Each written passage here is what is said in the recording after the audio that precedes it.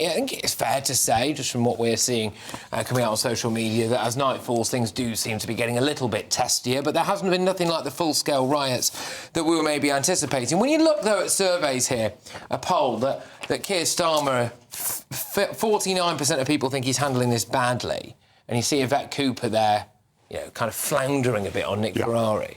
Have Keir Starmer and Yvette Cooper lost control of this? Have they lost control of it? I don't know, but they do seem to be floundering at best, I would say. I think that they, unfortunately, if you like, over-politicised it. I think there is a problem with far-right groups being activated and mobilising, but that's not the entirety of the problem. We've got a much deeper underlying problem that the Labour government seem unwilling to address or admit. Vast swathes of the country who feel totally disenfranchised and disillusioned. And, of course, that's the sort of petri dish in which far-right activities and bricks being thrown through windows can emerge. Not that I condone, obviously, a single second of it. So let's hope tonight, Patrick, that it starts to calm down. The night's young. We'll obviously see over the coming hours. But thus far, it seems a little bit more peaceful than we might have feared. But I don't think the government really has a full grip yet. No, indeed. People have turned out in large numbers, Adam, these counter-protests, the standards to racism. One thing that's Brighton. If you're watching us on television at the moment, that's Brighton. Where there was a minor flashpoint before, actually, when I think a couple of lads turned up, whether they were, quotes unquote far right. I mean, no one really knows, but certainly they were all being shouted at as Nazis, and the police got hold of them and took them away quite quickly. But that has really kind of been about the extent of it so far.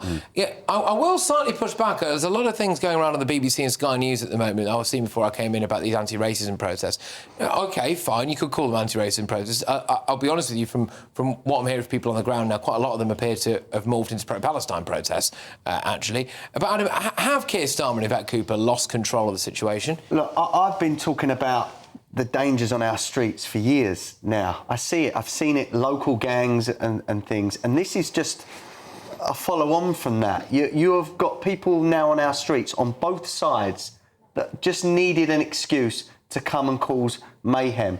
We also see in Southend last week a machete fight in front of police officers. I don't know another country that would tolerate that. I've just come back from Spain. Can you imagine people doing that in front of Spanish police? I can't tell you what would happen to them. Now, I feel like the public look at our police as weak, and that some of these, unscrupulous people are now playing on that weakness. Yeah. And what the two comments that interviews I see from Yvette Cooper, one from the Hare Hills riot, and then after the Southport, her rhetoric is so different, and that really plays into the distrust of people. People are not thinking that this is being policed the same. Well, that's and that angers a lot. That's a good point, because we played a couple of clips there. Mark Rowley, who is parroting what Keir Starmer is saying, which is the two-tier policing is nonsense. And then, Rebecca, we have this clip that emerges from today in Guildford, I believe it was, where there's a police officer there who's not so bothered about the fact necessarily it's a salam alaikum at the start of it, whatever, right? But it's the idea that he's thanking community leaders and elders for giving him, a police officer, the opportunity to talk to members of that community. Could we just play the first snippet of that again? Is that all right? Salam alaikum. Good morning, everyone, and thank you to the leaders and elders that have afforded me this opportunity to speak to you personally. All right. I mean, Rebecca, that's a bit two-tier, isn't it? What's going on there? I don't think it's two-tier, and I think this two-tier thing is a bit of a sideshow because people don't want to accept that representatives of their side of the political spectrum have behaved very poorly. Now, the best comparison we've got is the London 2011 riots. That's the clearest comparison we have. That was predominantly young black men who were involved in that. Now, the rates of arrest, very, very similar to each individual incident. The rates of conviction, I imagine, will be very, very similar. Keir Starmer led that. He was head of the prosecution on that. He's obviously functionally going to be leading on this one, and I think he will throw the book at people in the exact same way. And actually, David Cameron was polling at 30% approval on the London 2011 riots at the exact same point in the narrative. So he was actually polling slightly worse, though he had been in power for longer. So comparatively, I don't think there's any suggestion meaningfully of two-tier policing. Do you think... Well, I'll throw the same question to you, really, Mark, on this. Is there a perception, do you think, that the public are being lied to about two-tier policing, by the people who are right at the top? Because you play those clips of Mark Rowley side by side to the individual there who's, who's thanking elders from a Muslim community for the opportunity for letting him talk to them. Well, what is that? Well, that is quite weird, isn't it? It suggests that there are gatekeepers preventing the police addressing members of the public directly. Now, what I think we need to be careful about, and I appreciate we have to do it in fast-moving 24/7 news environments, but it's sort of comparing one 3-second clip with another 3-second clip. My fear is this whole thing goes back a long, long, long way. All the way back to, say, the Rotherham child abuse sex scandal. OK, well, you can't blame Mark Rowley for that, but a sort of sense that this wasn't dealt with or investigated because of sort of political correctness. I think it was unwise for the police, any police to be involved in taking the knee around the time of Black Lives Matter. Unwise to do that. Not obviously heinous, just unwise. And, you know, I was told earlier today that in Police Scotland give you a day off as a policeman or woman if you want to join the gay pride marches and events. Again, what's all that about? So I think you've got to build up over years of people actually questioning, to Adam's point, has policing been effective at all? It must be effective. And is it scrupulously even-handed? And it mustn't just be scrupulously even-handed, it needs to be seen as that as well.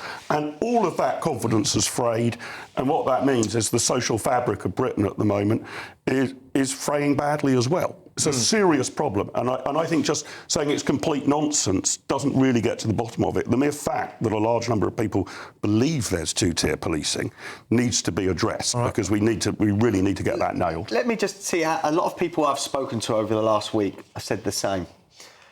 They saw clips on the media and on social media of police running away in the Hare Hills riots. They then see clips of police dogs biting rioters in Southport and using their batons and going in strong. Now, that's undeniable that they were policed in two different situations, but they seemingly, from the clips that we've seen and the media reporting, they were policed differently. Now, but in my opinion, all rioters should face the baton and, get chased out and get arrested. It's indefensible, but we need to see it even-handed across. But the slight problem here, Adam, isn't it, that maybe that's the case, again, at first blush, at first glance. But clearly, in different scenarios, the police will, make a decision about, oh, my God, are we completely overwhelmed here, and therefore do we need to flee? Or can we contain this because we can actually... the optics are not good. No, the optics are terrible. Over the space of the last 2 weeks, the optics are really terrible. bad for the police. OK. Look, I'm going to tease ahead slightly to what we're going to be doing at the 10 p.m, where we're going to be having a bigger discussion about really does this issue, regardless of what happens tonight. And look, I'm not saying everything's been perfect tonight. It's not. And there is, from what we are seeing, certainly a slight escalation, I would say, in the last hour or so. Real, genuine potential for it to escalate and get worse this evening. But so far, we've not had anything like the kind of full-scale riots that people were maybe predicting. But, Rebecca, I don't think this goes away, this issue now. Whether we have these full-blown riots that people are maybe predicting in the coming hours or something, I do not think that if we don't have that, Labour can say, right, this is the problem sorted now. No, of course not. But you don't negotiate with terrorists, and a lot of this is functionally right-wing domestic terrorism. So this isn't the moment to have the conversation. First of all, you've got to calm things down, because at the moment, nobody is listening and nobody wants to listen. People are too angry. So first of all, you have to tackle the immediate problem, and then you have to look at the cause.